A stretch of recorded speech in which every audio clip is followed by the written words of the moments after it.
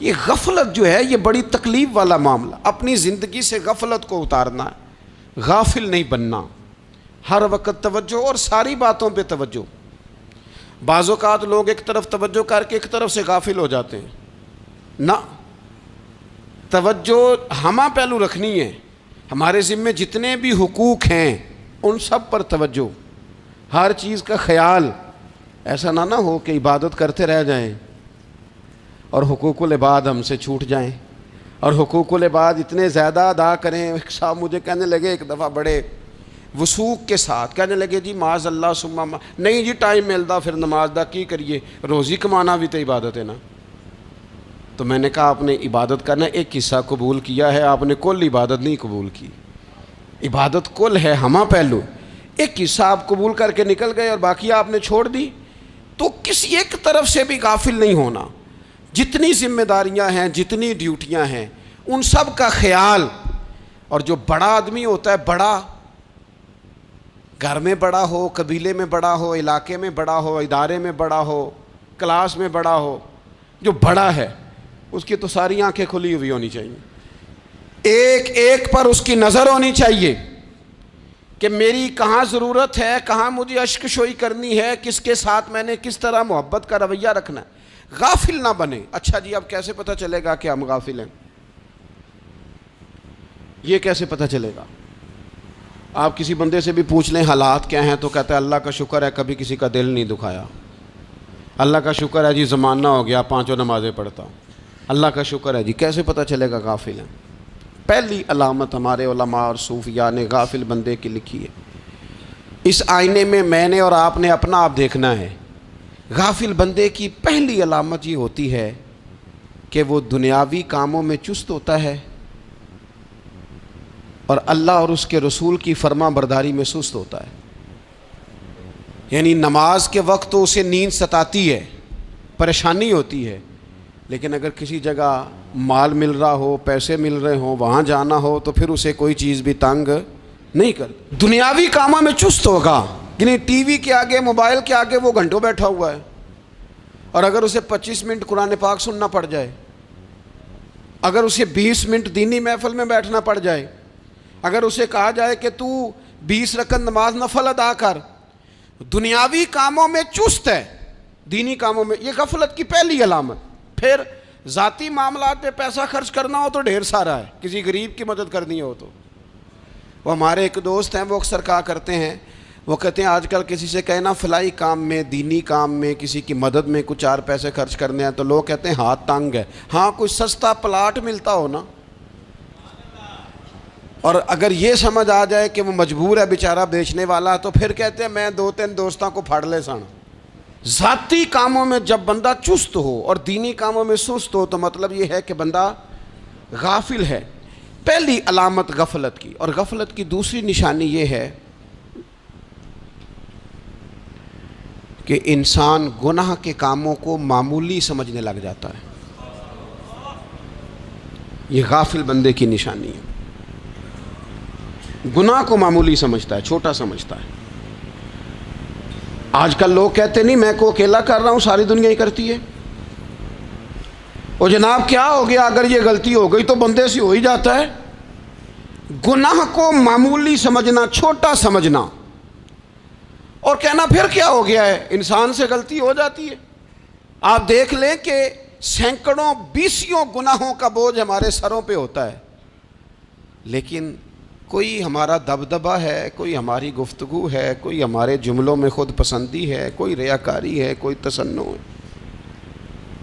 یہ غافل بندے کی علامت ہے. نبی اکرم صلی اللہ تعالیٰ علیہ وآلہ وسلم نے فرمایا مومن اپنے گناہوں کو پہاڑ کی طرح سمجھتا ہے. یہ بخاری میں حدیث ہے. مومن پہاڑ کی طرح جانتا ہے اور وہ ڈرتا ہے کہ کہیں وہ پہاڑ اس کے اوپر گر نہ جائے, یعنی کہیں مجھے میرے گناہ کی سزا نہ مل جائے. چھوٹے گناہ کو بھی پہاڑ جانتا ہے, یار مجھ سے غلطی ہو گئی, مجھے ٹھیک کر لینی چاہیے, مجھے معافی لے لینی چاہیے, مجھے توبہ کر لینی چاہیے. مومن اپنے اوپر گناہ کو پہاڑ کی جانب سمجھتا ہے. اور حضور علیہ الصلوۃ والسلام فرماتے ہیں کہ یہ جو فاسق اور فاجر ہوتا ہے نا, اللہ کا نافرمان, یہ گناہ کو مکھی کی طرح سمجھتا ہے. یہ سمجھتا ہے میں نے اشارہ کرنا ہے, مکھی نے اڑ جانا ہے. مومن کی علامت یہ ہے کہ وہ پہاڑ جانتا ہے اگر غلطی ہو جائے تو پہاڑ. امام اعظم ابو حنیفہ رحمۃ اللہ علیہ گزر رہے تھے تو بارش ہو گئی تھی اور کوفہ میں کیچڑ تھا، تو آپ نے جو جوتے پہنے ہوئے تھے ان جوتوں سے چلتے ہوئے نا آپ کے پاؤں سے کچھ مٹی اڑی، تو سامنے ایک یہودی تھا، اب اس زمانے میں دیواریں کچی ہوتی تھیں، اس کے دیوار پر جا کے وہ مٹی جو تھی وہ لگ گئی.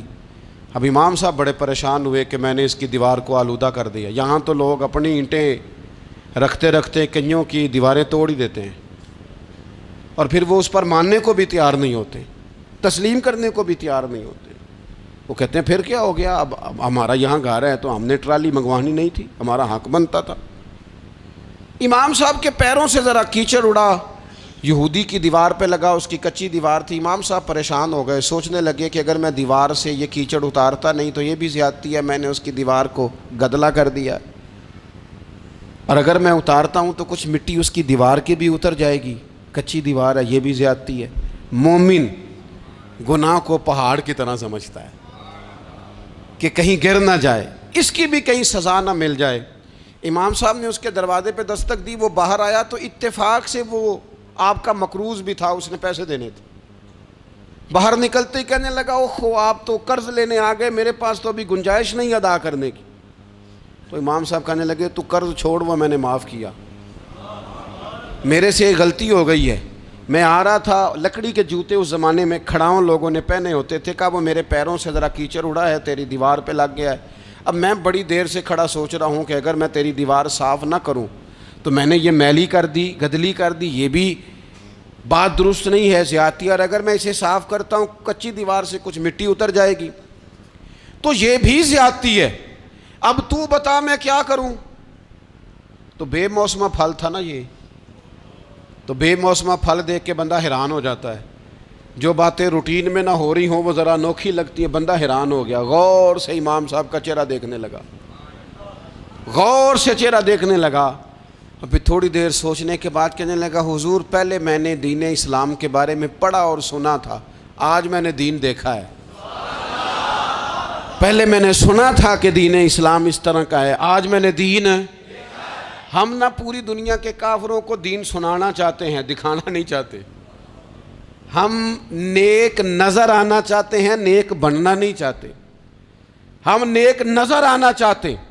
نتیجہ کیا نکلتا ہے کہ کچھ عرصے کے بعد پتہ چل جاتا ہے بندہ کس لیول کا نیک ہے، کیا معیار ہے اس کی نیکیوں کا. کہنے لگا حضور پہلے میں نے دین سنا تھا، آج دیکھا ہے. آپ وہ مٹی کی دیوار پر جو کیچڑ لگ گیا ہے، دیوار کو بعد میں صاف کیجئے گا، پہلے کلمہ پڑھائیں تاکہ میرے اندر کا کفر صاف ہو جائے، مجھے مسلمان کر دیں. تو غافل آدمی جو ہوتا ہے نا وہ پھر تیسری بات، جب بندہ بہت زیادہ غافل ہو جاتا ہے پھر اعلانیہ گناہ کرنے لگتا ہے.